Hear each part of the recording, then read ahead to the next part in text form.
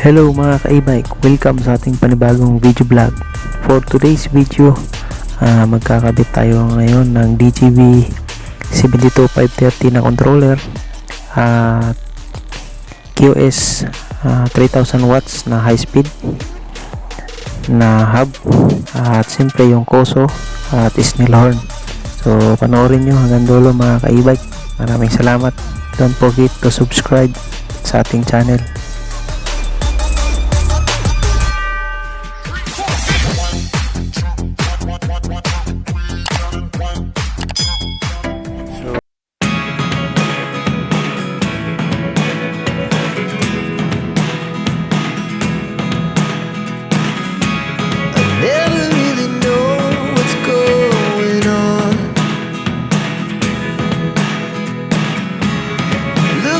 Sometimes like all you want to do is run.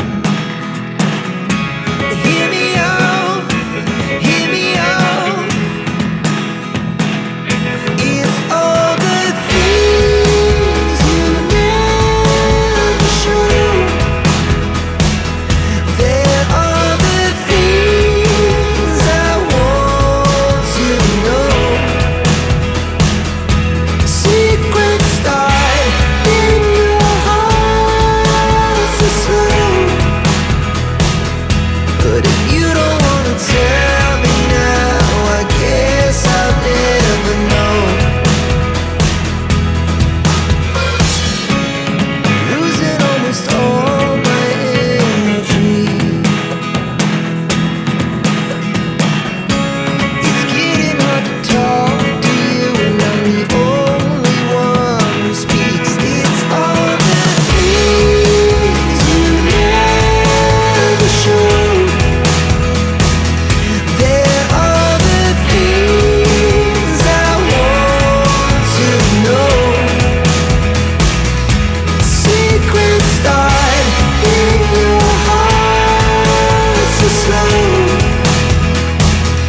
But if you don't wanna tell me now, I guess I'll never know. Here we go, turning all the wrongs into rights. Here we go, you can take me there tonight. Whoa, this life is all we know. Whoa, I can't stay if you can't let it go. I never really know what's going on, and even when you're next to me, I feel like you were gone. It's all the things you never show. There are the things I want to know. Secret start in your heart so slow.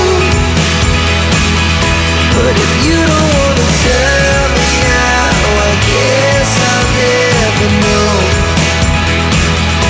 But if you don't wanna tell me now, I guess I'll never know.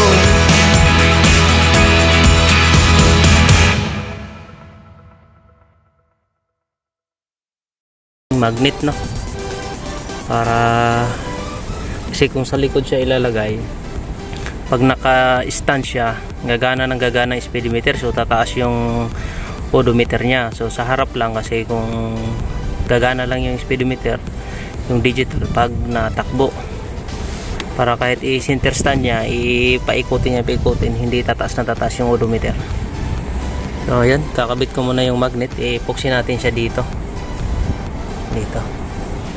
kasi wala siyang paglalagyan lalagay ko sana dito sa gitna, kaya lang ilalagay nating magnet dyan, yung 5mm. So ang ilalagay ko na lang is yung original niya ng magnet. Ipuksin na lang natin mga ka-e-bike. So yun, kabit ko muna, no. para matapos na lahat. Yan mga bossing, tapos na tayo lahat pagkabit ng BGB 530, CBT2 530 at itong WP na 3000 watts high speed. At itong koso natin at yung snail horn sa loob. So ayan, binalik ko lang yung bracket ng dati niya. Ito. Speedometer, tapos nakabit na rin natin yung sensor. So meron kasi akong mga iba-ibang size ng magnet dito. So ang pagkakabit nito boss, kasi mayroong north pole saka south tong magnet. So yung north kasi yung nagana. So igalaw nyo muna sa sensor kung saan yung facing na yun gumagana. So yun yung ipipace mo paharap. So ito 5mm, nilagyan ko na siya ng epoxy, pinasok ko sa rivet ng disc. Tapos lagyan ko na siya ng bracket dito. So ayan, papunta na yun dun sa taas. So tapos na tayo. So thank you. Ayan, tapos na lahat. So yung controller nya dito lang, pinatayo ko lang siya, tapos lagyan ng foam doon. So yun, maraming thank you. Ganda na. So maganda sana to lagyan ng LED doon sa loob para park light. May ilaw siyang red pag naka park light, pag naka headlight. So siyempre yung pinaka mismong headlight niya na yung high power na LED.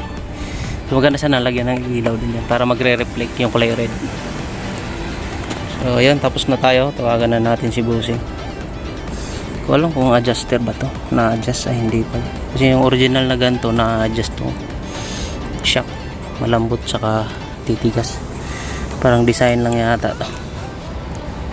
Okay. So mga ka-e-bike, may sasabihin lang ako about doon sa kuso natin. Kasi marami kasi nagtatanong sa kuso natin. So ang kuso natin mga ka-e-bike, marami kasing imitation yun na kuso. Yung iba kasi ayaw daw gumana yung RPM. So mayroon din akong nabili na ganyan. Yung iba naman hindi nasiset yung RPM. So yun, ingat lang sa pagbili ng ating mga kuso. Salamat.